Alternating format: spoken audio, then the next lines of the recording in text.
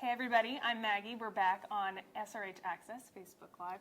Today's a special day because in honor of Child Life Month, we get to visit with two of our Child Life specialists. So today, I'm here with Cassandra right now. Welcome. Hi, thanks for having me. We're so excited to kind of get into your life of what you do for our patients. And so we're really going to take a tour of some of what you do on a daily basis, and then we're actually down the line going to get in touch with another Child Life specialist. So let's get started. Sure. What is Child Life? So, with Child Life, we are here all throughout the hospital, and our overall goal when working with the kids is to reduce the fears and anxieties that come along with being in the hospital. For us, we're here every day, but the hospital, quite frankly, is a scary place, even not only just for kids, but sometimes for adults too. So we're there to help ease their anxieties and fears, and we do that in a lot of ways, whether it's through preparing them for surgeries, medical play, explaining what their diagnosis is.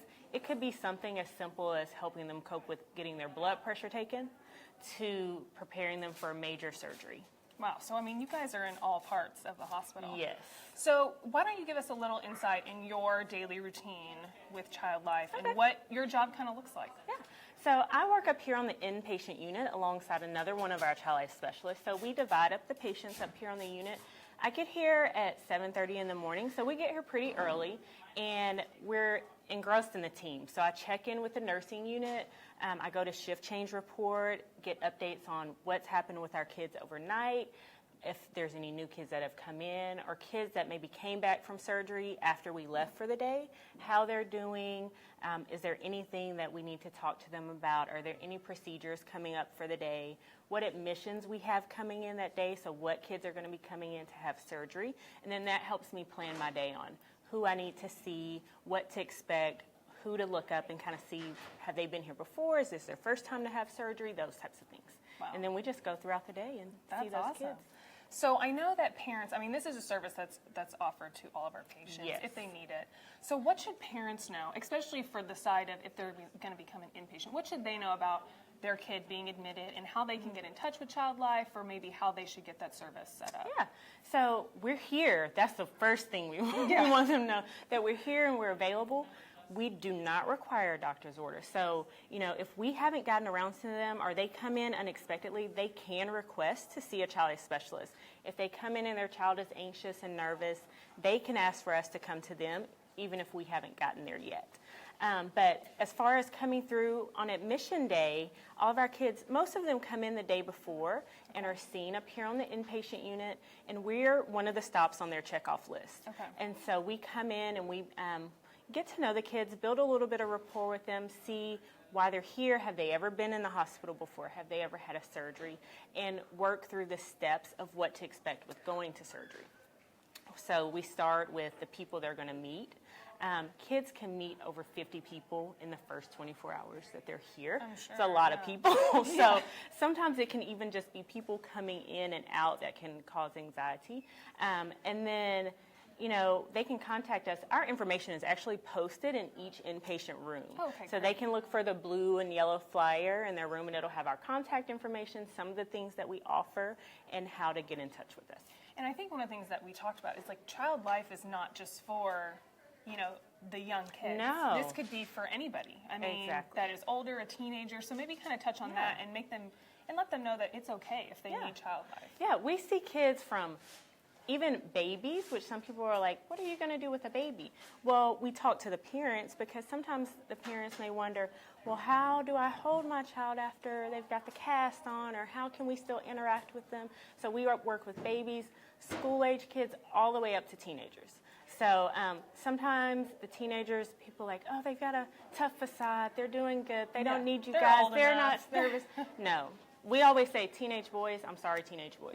They're the worst ones. They're the ones that are going to hit the floor. Yeah. Or, especially with older kids, we're on social media right now, right? So they get on and they start Googling and searching surgery videos, and they don't find the ones that we want them to see. Right. They find the ones that are gory and can scare, and then that kind of builds more anxiety. So they're well informed a lot of times.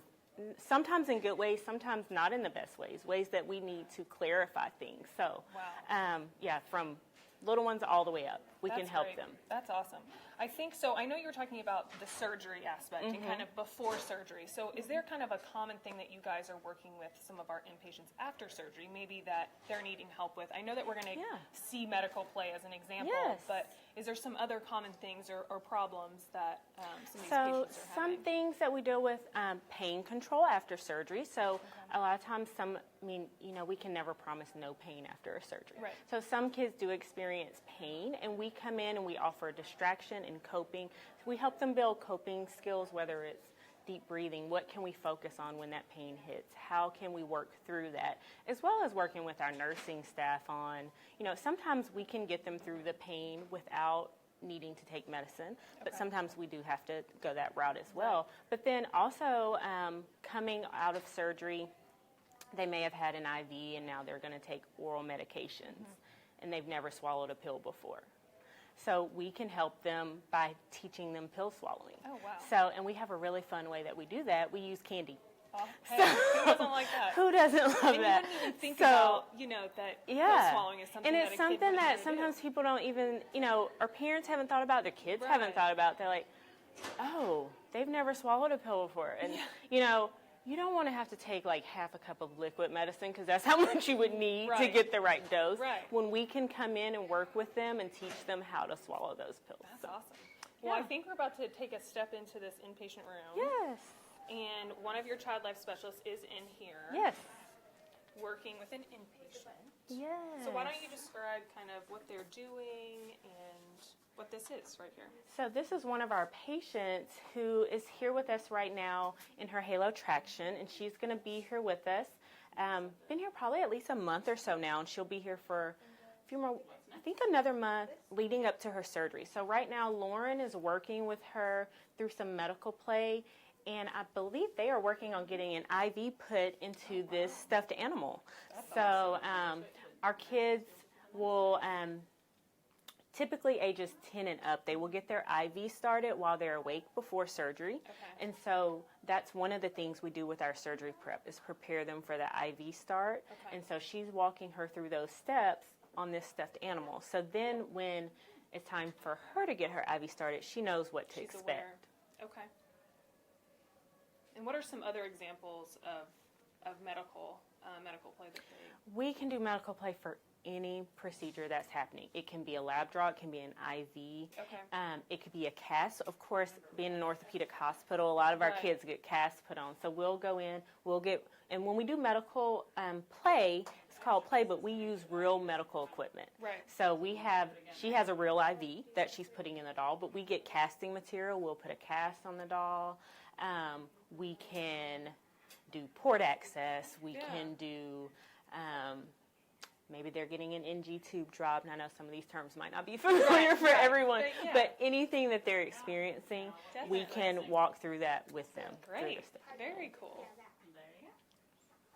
All right. So I think we're going to start taking our walk. Let the camera get in front of us here. Okay, so to kind of get us started as we're walking towards the playroom. Yes. And we're going to meet up with Andrea here pretty soon. I know you were talking about all the different team members that you have, and you were saying how, child life is really all over the hospital and how they can help our patients. So can you kind of give us an insight on who's on your team and maybe the different areas that people can expect to see them? We have, in the child life department, we have a team of 8 people right now. 5 of those are certified child life specialists, and so we do all of the teaching, the procedural support, and we are in every area of the hospital. So I mentioned Lauren and myself are up here on the inpatient unit, and then we have a specialist that works primarily in radiology.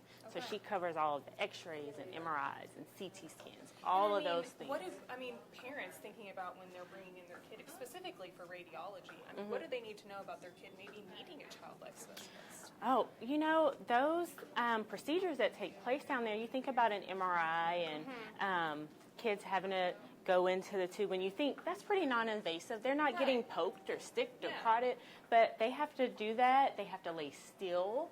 So we walk them through those steps, teach them ways to stay calm throughout the procedure, to help them stay still during that, Okay. and prep them for that. And sometimes they also have to get IV started down there, as well as sometimes they do injections in radiology. And so you have one person dedicated to Dedicated to that. Okay. And then we have a specialist that covers our rheumatology team as well as our developmental disabilities team. And then we have Andrea who covers our ortho clinics. So that's where all of our specialists are in the hospital. Yeah. And as we make our way, you'll see some of our Playroom staff, our activity coordinators who help us there. Well, thanks so much. I'm sure we might catch you in the Playroom. Yeah. But Andrea, come join us. Hello. This is Andrea Brown, another child life specialist. She's at the hospital. 9.5 years. Yeah, so she's quite some been here. Well, I'm sure you will recognize her, any of you that are watching. But yeah, let's get started. Okay. What is your kind of daily thing? That's a great question. So, like Cassandra said, I cover all the orthopedic clinics downstairs, and so we're known as an orthopedic hospital. Right. And so we have a lot of orthopedic clinics that happen. And so I'm sure Cassandra went over what a child life specialist does in general, but I am mainly taking what she said, how she explained it on the inpatient unit, and implementing it down in the clinic level. Okay. The clinic level is the very first place the first access point that families come to the hospital. And so many of these kids may or may not have had previous healthcare experiences. Right. But what we know is we want their clinic visit to be positive. Right. And so I do a lot of procedures in clinic, a lot of cast removals and applications, different types of suture removals, staple removals, Yeah. lots of different procedures happen in clinic. But those are the more invasive things that I see. Right. But the reality is anything to a child could be scary or invasive or Right. could potentially create stressors for them, and that could be from getting their height and weight done to getting an examination done by the physician, to being stared at by multiple disciplines. Right. All of that could be anxiety provoking, and so I implement child life services down in clinic. And so I just bounce around through all the different clinics, checking with all the different medical team and seeing where I'm helpful. A lot of families will request that a child life specialist be at their clinic visit. Okay. I think a lot of these families have had different healthcare experiences, and they may or may not know of a child life specialist, but I want families to know when you come to the hospital, if your child is nervous, even if you know it's going to be something easy, if your child's nervous, give us a heads up. Yeah. Email the nurse. Email us at child.life. Just let us know that you might need our services, and we're happy to meet them in clinic. So, I mean, it's not something that is necessarily a doctor has to recommend. No, absolutely. Like and I think that's really a thing that's important to know is that child life services are actually non-billable. We don't need a doctor's order. We don't need a nurse's order. We need a heads up, basically, is what we need, or we need... my kiddo's a little uncomfortable. Exactly. Something's going Exactly. on. Anything where you feel like we would benefit your child, we are here for you. And it sounds like you have anything from, like you were saying, the height and weight thing, Yes. or even to something maybe that's a little bit more extreme. Absolutely. And even, I know that we have our blood draw, which a lot of brings a lot of anxiety. Of so maybe course. kind of walk us through how maybe that could help, or what you could do to Sure. really help. And so our I'm sure patients. Cassandra touched on a little bit about the preparation aspect. I think a lot of people call us once things have, quote unquote, hit the fan, right? The child is now screaming and they're now really nervous, but really what would be helpful is for us to know beforehand that maybe they seem a little anxious or last time didn't go so well. And the preparation aspect of it, the part that happens before the procedure, is huge. And so if we can get there and we can meet with these patients beforehand, prepare them, see what worked before, implement a coping plan. Even sometimes I've got 35 seconds. Right. And You gotta make go things on your happen. feet. Yeah, you have to work on your feet. And so the more heads up we have, the better. Yeah. But we'll do preparation beforehand, as long or as short as we have, and then hopefully implement those plans. But a lot of times I'm just meeting them where they're at. Yeah. And sometimes that's on the floor, and Right. that's okay. That's okay. And You that's gotta go okay. with it. I know they're scared, and that is totally fine. Definitely. So, well, I think thank we're in our spot for the Playroom. Awesome. Thank you for having us. Yeah. Yes, this is what we like to call the Child Life Playroom. Okay. And this is where the kids that are inpatient only, but this is where they get to come and just kind of be kids. No medical procedures can be done in here. Physicians can't talk to them in here. It's really just an opportunity for them to be themselves and be kids and do everything that they enjoy. So let's talk about what are some of the different activities that they can participate in around here. We have activities going on at our table here every playroom session, but today we have Megan, who I didn't get to her when we were talking about our team members, but she is our artist in residence. Oh, wow. And so she comes in several days a week and does excellent art activities with our wow, patients. yeah. So they're doing some bonsai trees, I think she told me, and now they're working on a canvas. And a lot of her artwork that she does with the patients is displayed not only in our hallway here, but also in other areas of the hospital. That's so awesome. We are excited to have her as a part of our team. Looking good, guys, over there. Yes. And of course, we have over here Little Miss playing air hockey with her mom. Oh, wow. Anna, who's winning? That looks fun. And so really just anything that they enjoy. There's basketball, there's toddler games, and I think it's important to know that a lot of these activities can also be brought to the child's room if they're not able to leave and come down to the playroom itself themselves. Okay. A lot of fun happens in here, experiences. that's for sure. So it's okay that a patient, if they can't leave, like you guys will come to them. Yeah, we'll bring or- things to their rooms. You see the people with the red coats Yes. around the room. Those are our volunteers, and they are great asset to us when it's time to take things to a patient room, Awesome. deliver things, hang out with kids at bedside, as well as our activity coordinators. They do some of that. And this as happens well, every so- day. I mean, Every day. So we're Okay. here Monday through Friday, twice a day, 10 to 12 and 2 to 5 are our hours. But, the playroom is, like Andrea says, a place for them to just be a kid. Yeah, Because relax. just because they're in the hospital, they still want to do things that they would do when they're not Right, here. So, right. Yes.